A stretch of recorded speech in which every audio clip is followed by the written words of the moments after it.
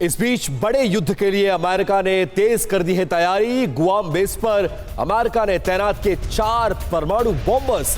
4 B-1B lancers Guam Iceland पर पहुंचा है और अमेरिकी सैन्य मूव से चीन से और भी बढ़ सकता है तनाव। चीन के पास मौजूद है अमेरिका का गुआम एयरबेस।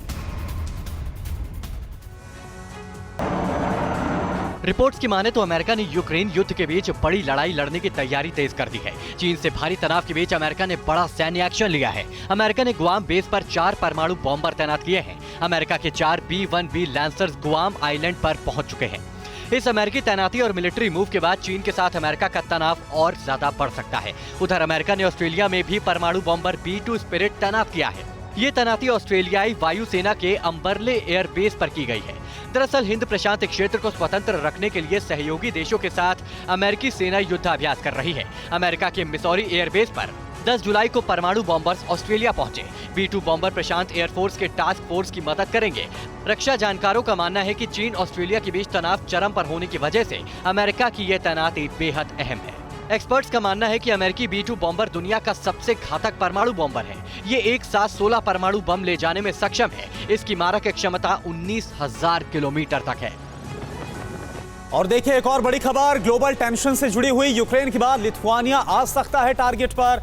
पुतिन ने बेलारूस के राष्ट्रपति लुकाशेंको से बात की है। लिथुआनिया की भूमिका को लेकर दोनों के बीच में चर्चा हुई है। कैलिनिनग्राड पर लिथुआनिया के प्रतिबंधों पर भड़का है रूस। नेटो के देश लिथुआनिया पर रूस ने हमला किया तो भड़क सकता है युद्ध।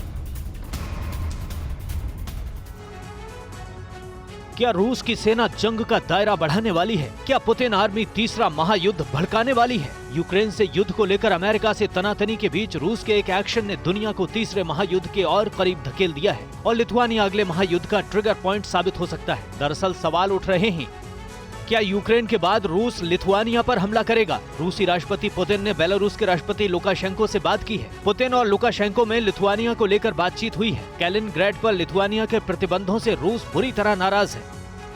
दरअसल चारों तरफ से यूरोप के देशों से घिरा रूस का कैलिनिनग्राड रूस के एटमी हथियारों का बहुत बड़ा अड्डा है। यूक्रेन में युद्ध शुरू होने के बाद लिथुआनिया ने कैलिनिनग्राड में ट्रेन से सामान की सप्लाई पर रोक लगा दी है। पुतिन इससे बुरी तरह भड़के हुए हैं। आकार और सैन्य शक्ति के लिहाज से देखें तो लिथुआनिया रूस के आगे कहीं नहीं ठहरता, लेकिन मुश्किल यह है कि वो नेटो का सदस्य है। इसका मतलब यह है कि अगर रूस ने लिथुआनिया पर हमला किया तो जवाबी हमला नेटो के 30 देशों की संयुक्त सेना की तरफ से होगा। ऐसा हुआ तो दुनिया 2 धड़ों में बंट जाएगी और फिर जो युद्ध होगा उसकी कीमत आने वाली पीढ़ियां चुकाएंगी। और खरसोन के पास हमले में रूस को बहुत बड़ा नुकसान हुआ है। यूक्रेन के इस हमले में 12 रूसी अफसरों की मौत हो गई है। बहुत बड़ा नुकसान रूस को। 12 रूसी अफसरों की मौत हुई है यूक्रेन के हमले में खरसोन के पास। यूक्रेन ने रूसी अफसरों की मौत का दावा किया है। रूसी कब्जे वाले एयरपोर्ट पर यूक्रेन ने अटैक किया।